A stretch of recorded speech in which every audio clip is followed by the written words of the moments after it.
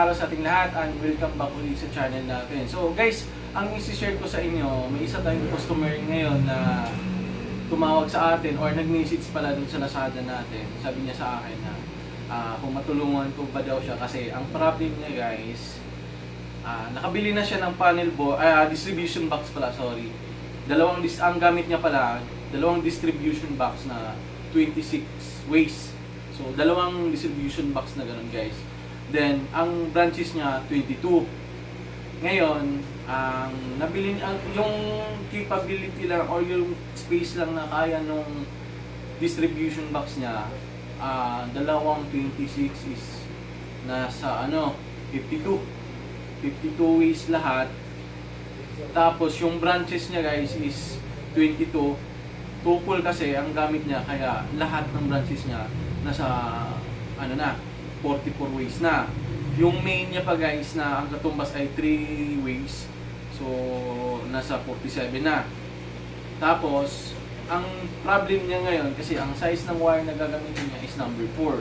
Paano niya ngayon i-distribute? Ang malaking problema niya guys kung paano niya ngayon i-distribute dun sa mga branches. Ang nangyayari kasi guys, ang distribution box, dalawa ang ginamit, so nagiging 4 layers na lahat. So, ang pinaka-problem niya, kung paano niya i-connect yung mga branches niya dun sa main. So, yun yung pinaka-problem niya. Sabi ko sa kanya, sige sir, tulungan kita. So, tinanong ko siya sa mga detalye na gagamitin niya, dun sa mga details na ilalagay niya. Sabi niya sa akin, sabi ko sa kanya, sir, okay lang ba sa'yo na maglagay tayo ng sub-main? Sabi niya sa akin na hindi na daw pwede kasi ang distribution box na nabili niya, naikabit na. So, kailangan namin i-utilize yung distribution box na nabili niya, which is nakakabit na ngayon. Ang kulang na lang yung mga breaker. So, sabi ko, sige sir, tingnan natin. Kasi may naisip din ako na kung paano yung connection natin na hindi tayo maglalagay ng sub-main. So, ngayon, sabi ko sa kanya, kinuha ko lahat ng detalye, dun sa number ng breakers na kailangan niya, main, kung ilang amperes yung main, ilan yung 32 amps niya na branches, ilan yung 20, ilan yung 16 amperes. So, nakuha ko na yung detalye na yun. So, sabi ko sa kanya, sir, ganito, kasi yung 22 branches mo, sir, maglalagay pa ako ng distribution box terminal block, hindi na talaga siya kakasya. So, sabi ko sa kanya, option mo, sir, pwede kang magbawas ng breaker, kahit isa lang yung ibawas mo sir, okay na yun. Or ang second option mo sir, bumili ka ng mas malawak na or mas maraming ways na distribution box. Ang sabi niya guys, magbawas na lang daw siya ng 2 MCB since na ang ilaw niya 4 na circuit. So, yung ilaw kasi hindi naman ganun kalaki, kaya sabi ko sa kanya, sir, yung 2 circuit mo, pwede yan sa ilaw. Hatiin mo na lang sa 2 ilaw mo, sige kumbaga 2 circuit na sila. So, kayang-kaya pa yan, sir. Kaysa naman, mag-upgrade ka ng distribution box na nakabit mo na yung nabili mo. So, pag tinanggal mo yun, hindi mo na magagamit yun kasi, or magagamit, pero yun nga, pag binakbak mo kasi yun, may mga dent na talaga na ma-accumulate dun sa distribution box mo sir. Kaya yun ang sabi ko sa kanya. So, nag-come up kami na final decision niya na gagawin na lang, magbabawas ng 2 circuit. So, yun, kasya na dun sa nabili niya or dun sa nakabit na distribution box. Guys, pakita ko sa inyo, ito yung sinend niya sa akin na picture. Ito yung nasend niya na picture sa akin na nakakabit na talaga yung 2 distribution box niya, which is 2 26 ways. So, yun, yung final na nagiging usapan namin. So, ito na yung nagiging namin. Ito na yung nagiging setup namin. Dito guys, lapit tayo para makita niyo.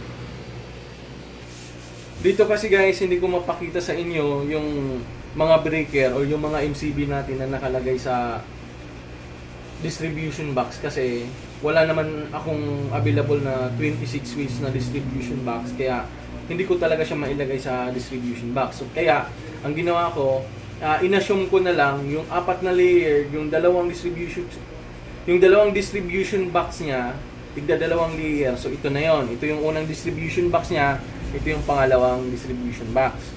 So guys, siguro sa dulo ng video, attach ko din yung nilagyan ko na ng diagram. Ito kasi, pag gagawin ko ng diagram to, pipicturean ko to, tapos guguhitan ko na siya para kung saan yung connection, paano yung connection. So, check nyo na lang sa bandang dulo ng video natin, i-attach ko yung diagram nito para makita nyo rin kung paano yung connection. So, bali ngayon guys, sa ngayon, i-discuss ko lang sa inyo muna kung paano yung magiging connection niya.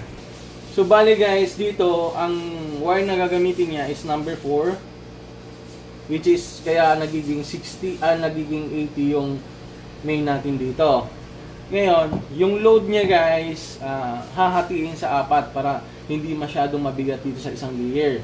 Kumbaga, yung number of 32 amperes dito guys, hinati ko sa 4. Yung 32 amperes niya kasi is 13, so hinati ko sa 4 yon. So may nagiging 4 dito sa baba. Yun yung 4 yung 32 is dito. May spare pa siya guys dito na isa. Tapos yung 20, ilan ba yung 20 niya? 4. So nilagay ko na lang dito yung dalawang 20, tapos isang 20 nandito. Tapos ay 5 pala yung 20 guys. Bali dalawa dito, isa dito, dalawa din dito. Tapos yung 60 naman, isang 16 dito, isang 16 din dito. Ito na yung para sa ilaw niya. So, bali yung connection natin dito guys, mula doon sa metro, papasok dito yung pinaka main natin, yung wire number 4. Tapos lalabas dito, din kaya may ano tayo dito, distribution box terminal. Dito papasok yung number 4 na wire. Tapos, ang mangyayari, maglalagay tayo dito ng wire na palabas dito. Guys, ito, tandaan nyo ito guys. Dito sa line 1, ito yung line 1 natin, ito yung line 2. Dito sa line 1 niya, ang papalabasin muna natin na wire para dito sa unang layer, dalawa. Dito guys, kaya dalawa yung wire na papalabasin natin para yung size ng wire na gagamitin natin maliit, para hindi siya masyadong, pag inipit mo yung busbar at saka yung wire, walang gaanong epekto kasi manipis lang yung wire na ginamit natin dito. So ang wire na gagamitin natin dito guys is dalawang number 12. Number 12 kasi pag dublihin mo yon, so ang mangyayari magiging 40 amperes na yon. So, pag 40 amperes na yon, mataas na yon. So, hindi niya kaya ang ubusin dito. Kasi, ang main niya dito guys is 40. Tapos, dapat sana kung mahati natin sa 4 na yon, yung amperes bawat layer is 20 amperes lang. Kung hahatiin talaga natin. Pero, to be safe, kaya ang gagawin natin, magiging 40 amperes yung capability. Kung ibibigay natin na pinaka-maximum dito sa ano na to, sa layer na to. Kaya, ang gagamitin natin, dalawang 3.5 na lalabas dito. Yung unang wire na lalabas, dito natin i-connect. Dito sa line 1 ng una mong branches. Yan guys, kung makikita nyo. Tapos, yung pangalawang wire guys, na lalabas dito, kahit pagdikitin nyo guys, yung dalawang wire dito, sa isang slot lang. Yung dalawang wire sa isang slot, dito mo i-connect. Tapos yung isa naman, dito sa line 1 ng huling MCB para magiging ano yun guys, separate, kumbaga parang nandito yung kabila, nandito din yung kabila. So magpanagpo na lang sila, kumbaga mahahati din yung mga breaker na nandito, yung 20, yung parang tipong ganon. Alam ko nang maintindihan nyo yan. Tapos dito sa line 2 naman, ang mangyayari dito guys, mula dito papunta dito sa line 2 natin na distribution box terminal, maglalabas ulit tayo ng dalawang wire. Yun naman yung mula dito papunta dito guys sa line 2. Kasi line 2 line tayo guys. Sorry, hindi ko nabanggit kanina.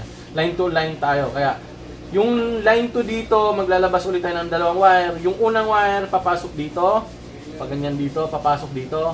Tapos yung pangalawang wire guys, dito pa din. Tapos papunta pa din dito sa dulo. Dito sa line ko naman.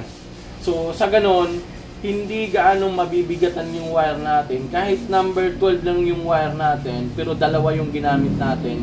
Kaya nagiging 40 amperes pa rin yung kakayanin niya. So tingin ko naman kakayanin dito sa breaker na nilalagay natin dito. Kasi nga, ang ginawa natin guys, hinati natin yung load dito. So hindi na ganong kabigatan sa isang layer, hindi na ganong kabigatan. So yun guys, yung unang layer, ganun yung ginawa natin. Same lang din ang gagawin natin bawat layer. Kukuha tayo uli ng dalawang wire dito. Yung isa dito papasok, yung isa dito papasok. Tapos dito sa line to, dito uli papasok yung unang wire, pangalawang wire, dito uli papasok. So and so forth. Ganon din dito sa third layer, ganon din dito sa pang fourth layer. So, i-attach ko na lang yung diagram guys para hindi kayo malilito, para at least may idea din kayo or may reference kayo once na gumagawa kayo ng ganito. Guys, bago pala magtapos yung video natin, big shout out pala kay Sir Bernie.